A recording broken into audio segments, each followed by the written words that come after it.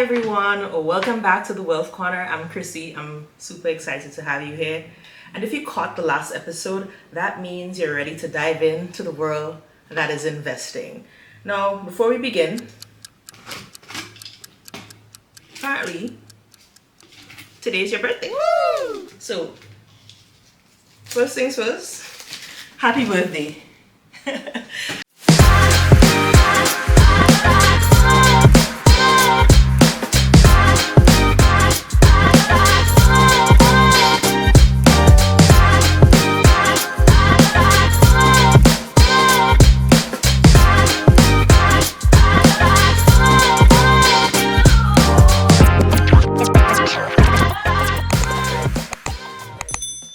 So let's say it's your birthday today and I'm feeling generous and I go like, okay, got $100. Well, I gave you $100 and I'm like, go invest this. Strictly for investing, not for the fun things, right? Not for fetting and all of that stuff.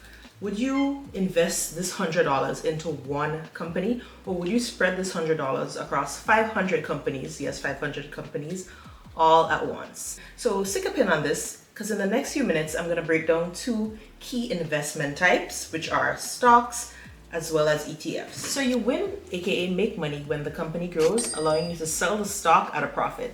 This is called capital gains. So let's just say you took my sound advice and invested the entire $100 into a company, random company, let's just call the company ABC Capital, right?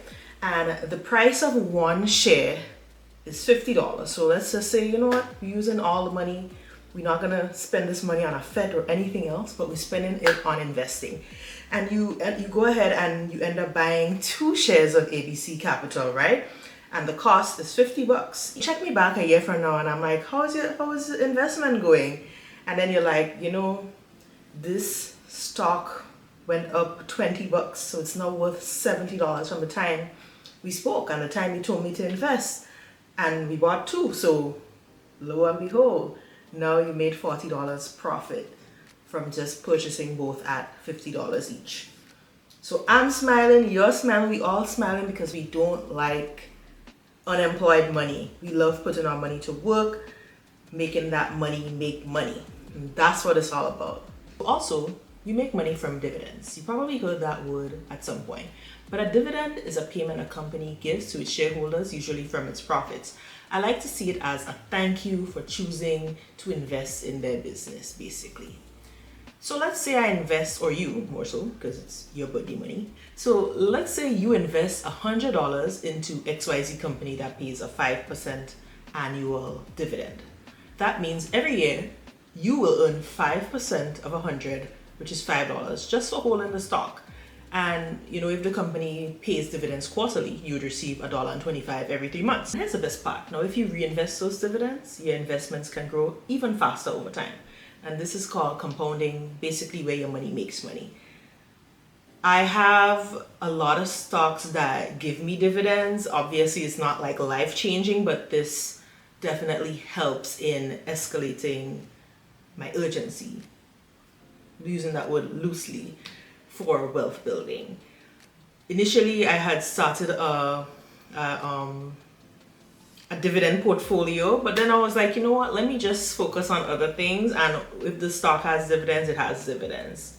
So that's just something to note. But dividends, I love it. A lot of people use it as a form of passive investment. I would say a lot of the big boys or people who have really actively put their money into dividend paying stocks, which would eventually like pay for certain bills, and it helps. It's beautiful. I love dividends. The thing with buying stocks is that they also come with some risk. There's no good without the bad, no highs without the lows. Same vibe. Based on these fundamentals, you know, there's also a flip side to it. The price can go up, the price can go down, prices can swing based on the news, earnings, tweets, you name it. Now, even think of Tesla or Amazon. You might hear these in the media quite often. Their stocks have shown incredible growth, and on the flip side, they've also had their shares of downs, you know? So the key here is to understand the companies that you're investing in.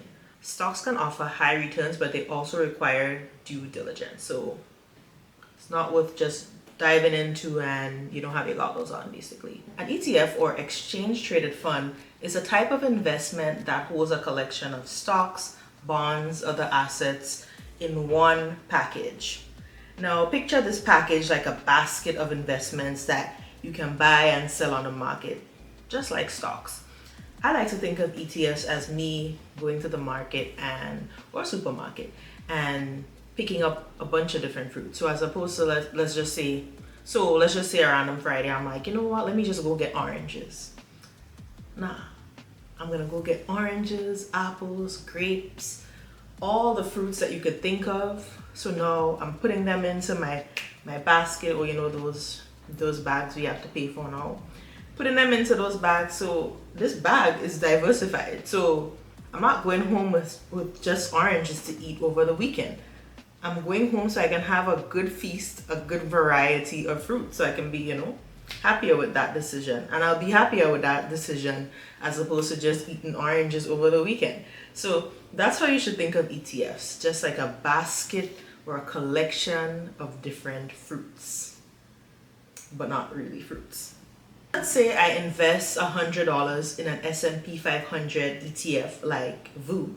VOO. $100 gets split across hundreds of companies just like that. So that would be companies like Apple, McDonald's, Johnson & Johnson, Netflix, and so on, just to name a few. So if some companies end up performing poorly, then the others can balance it out. And that's called diversification. And diversification reduces risk. And the good thing about ETFs too is that if the companies within the ETF pays dividends, you'll earn profits too, even if it's just from $100. So I have a quick comparison report between stocks and ETFs. So let's just get through this. So for stocks, in terms of risk level, is high. One company's failure can hurt your investment, whereas ETFs is lower because your money is spread across many different companies. In terms of the return potential for stocks is higher. Potential for fast growth if the company performs well, whereas for ETFs, it's steady, slower, but more consistent growth. I can attest to that. Diversification for stocks is low because you focus on one company, whereas for ETFs, it's high because you invest in many companies at once. Is stocks beginner friendly? Not really, because it requires research and market knowledge. For ETFs, it's simple and lower risk for beginners. In terms of fees and costs for stocks have usually low trading fees, but it can be costly if you are buying many stocks. Whereas for ETFs, they have a small annual fee called an expense ratio, which is typically very low. For stocks, it's best for research lovers willing to handle risk.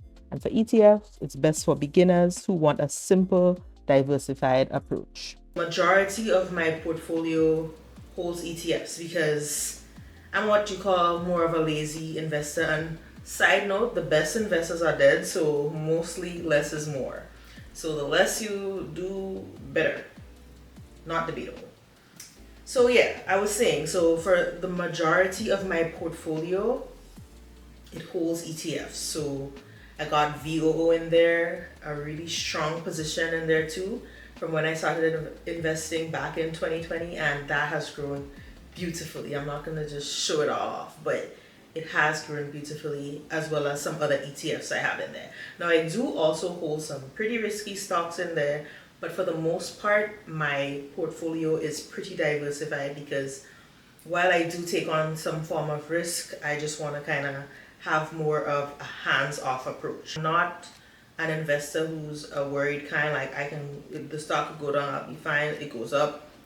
ETFs, it just gives me like another level of peace that I probably would not feel as if I were the riskiest investor. So just keep that in mind. And also when you're starting, honestly this should really be another a whole video in itself, but when you're starting, you might tend to go to stocks first and then you're like, yeah, this research thing is just no, like heavy research. So then you tend to do ETFs, and ETFs are beginner friendly and highly recommended. So it comes down to this: what should you choose, stocks or ETFs? So choose stocks if you like researching companies. Some people love doing that. They breathe, sleep, eat researching companies. if you're comfortable, also if you're comfortable with the market swings, like if you could stomach seeing your account go up, fluctuate, all of that, right? And also if you want like potential for huge gains and individual winners, stocks might be for you. On the other hand, choose ETFs if you want a hands-off approach.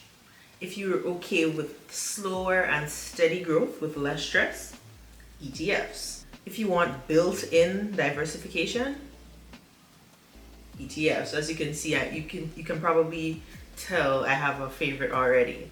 But as a pro tip for the beginner strategy, it's highly recommended that you do ETFs first, get your feet wet, and then do stocks. Whether you listen, up to you.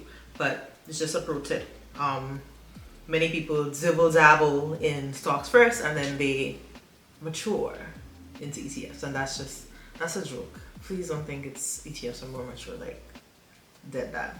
For some time you might do stocks, and like in the beginning you might just want to do the stocks, and then you might slowly transition to the other side, or be like me where I have a good portion of both. So if you like this video, don't forget to like, subscribe, comment, share with your friends, share with your family, share on your socials. I really want to normalize these conversations because, again, investing is for everyone, and whether you do it or you don't, at least you know the information, and at least you have it right here at your fingertips, especially on this channel. So while I go ahead and put your gift back, you can go ahead and share this video. I'll see you in the next episode.